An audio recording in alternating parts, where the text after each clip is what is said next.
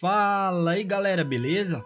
Bom galera, esse é um vídeo diferente. Como você viu no título aí, nesse vídeo eu trago aqui para você um pack de trilhas e efeitos sonoros para que você possa utilizar na sua web rádio ou até mesmo na produção de spots e vinhetas. Então para baixar é muito simples, basta clicar no link na descrição do vídeo, aguardar os 5 segundos para que seja liberado o download. Após ter passado os 5 segundos é só baixar de boa, beleza? E se você quiser mais packs de efeitos sonoros e trilhas, na descrição do vídeo você encontra o link de alguns que já postei aqui no canal. Então é isso galera, espero que vocês gostem. Se você gostar, deixa aquele like maroto e compartilhe o vídeo, certo? Então eu fico por aqui e até o próximo vídeo.